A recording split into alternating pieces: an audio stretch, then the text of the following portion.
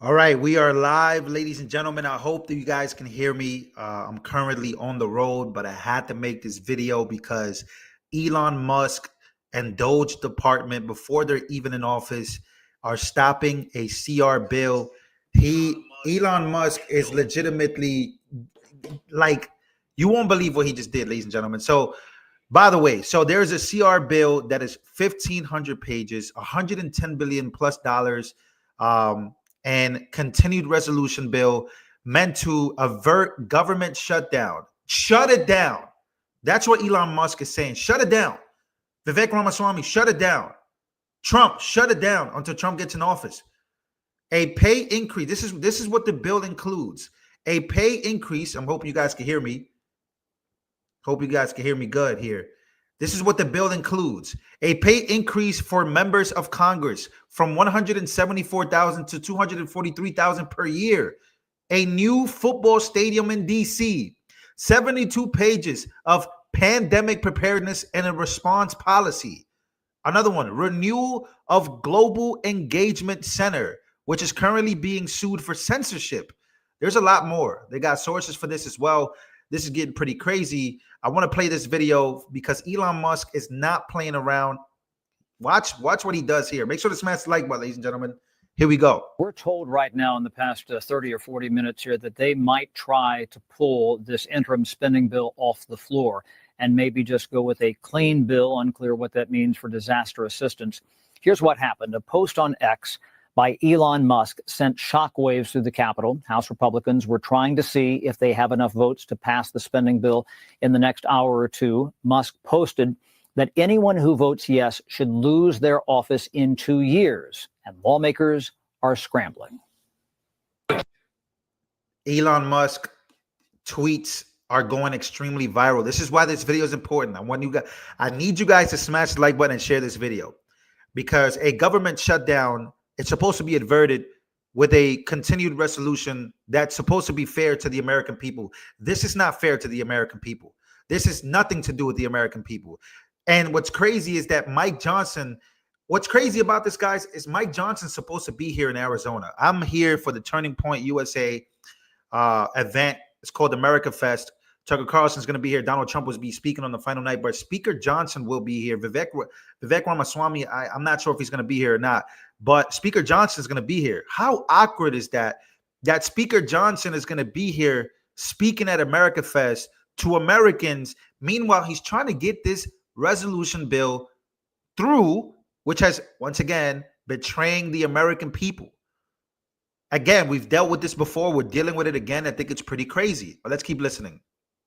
Because now Congress is shook. Now they're all shook, by the way. Elon Musk basically tweeting out that, hey, man, anybody that votes for this, specifically Republicans, should be primaried. Take a listen.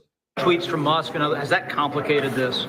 Well, I mean, I think that there's always a lot of interest in what's happening up here. And this is more than interest. They're telling people if they vote yes, they should be voted out. the social media world is a part of our politics. And I think members have to expect that. There'll be a lot of hard votes in the next couple of years.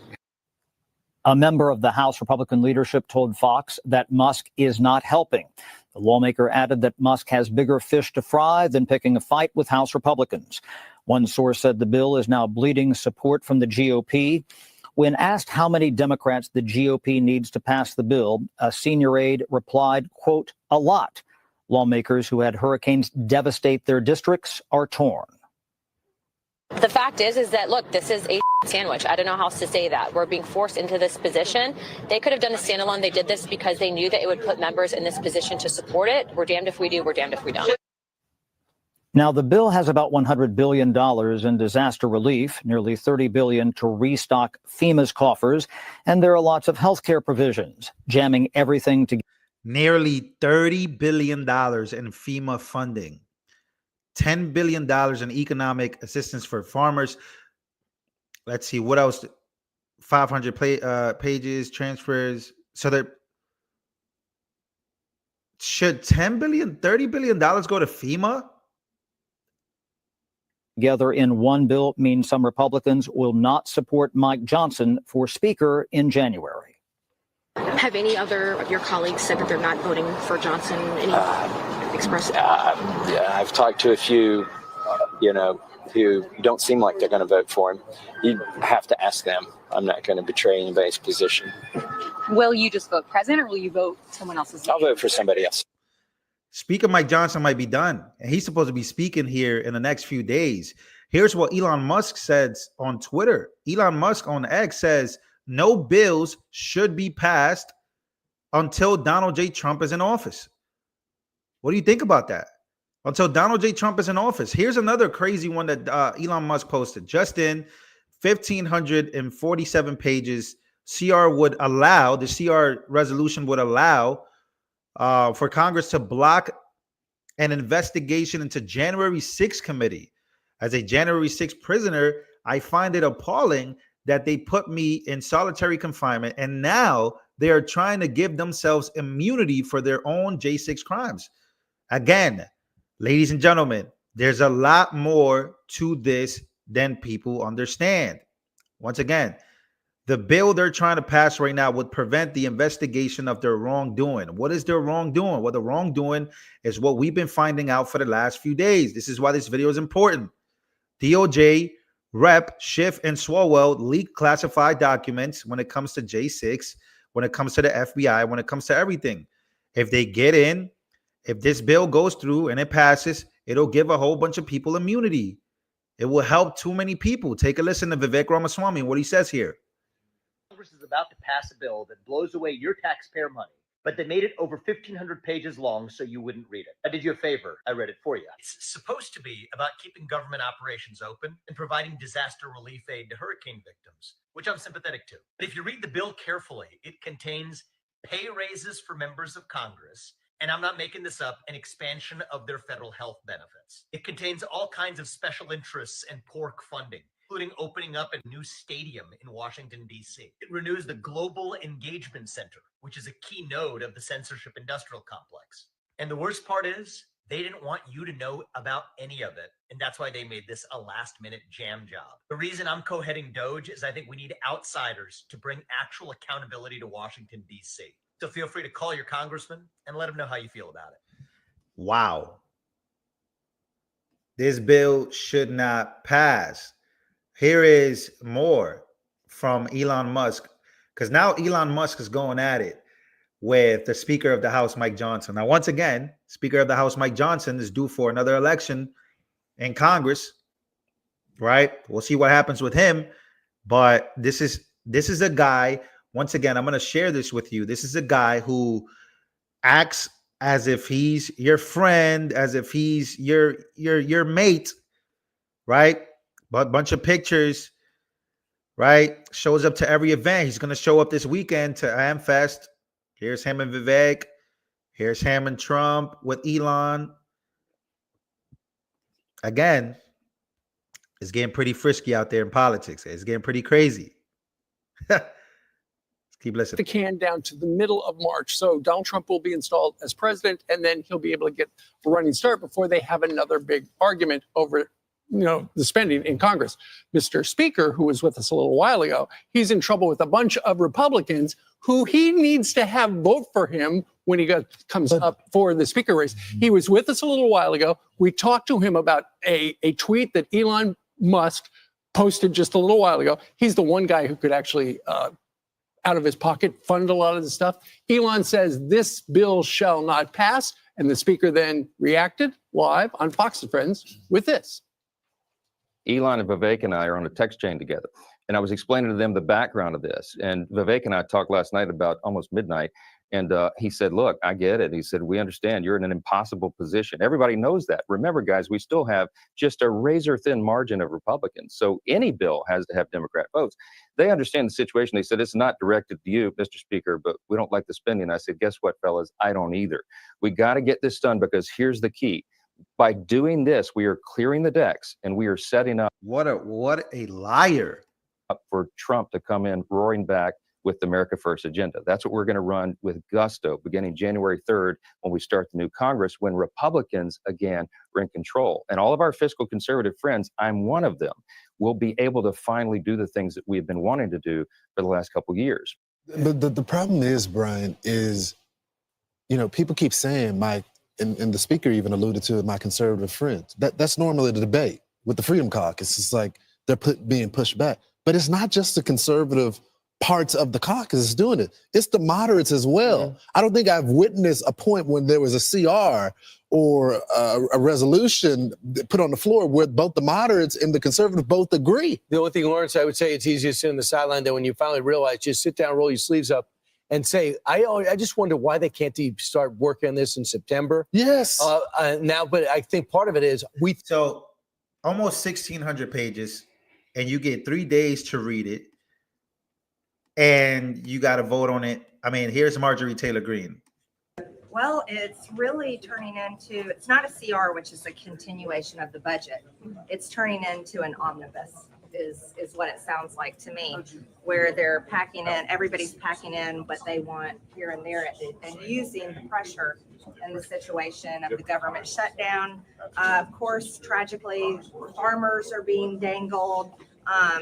Americans that suffered through natural disasters, they're being dangled with disaster relief.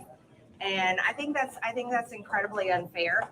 And think about it like this: if this is going to turn into a 3-month omnibus, basically, then why aren't we doing the heavy lifting on, the upcoming debt ceiling situations that we have to deal with in March, government funding? But no, and we don't have any bill text. I have no idea what's in the CR except just basic things that we were told in there. And then reading often you guys' X accounts because somehow y'all magically know things. Yeah. So again, here is Natalie Winters to Mike Johnson. He's not having a good day today, man. So grow some balls, Speaker Mike Johnson. Or at least spare me all the fear-mongering about the transgender surgeries, for you know what's going on with yourself, because I don't see any actual fight coming from you. I know Mitch McConnell's writing in Foreign Affairs yesterday, oh, we can't abandon the fight. We need American strength and primacy. What fight has any Republican on the Hill ever mustered or put up for anything? Every time they pass a CR, their rationale is that we have to pass the CR now because next time is when we're finally going to get the spending in order. Well, that next time window has come and gone 35 frickin' times, and you've done nothing about it. And now you're trying to insult us by tacking on a little Doge committee and saying that the issue is that the government isn't efficient enough. No. That's not the issue.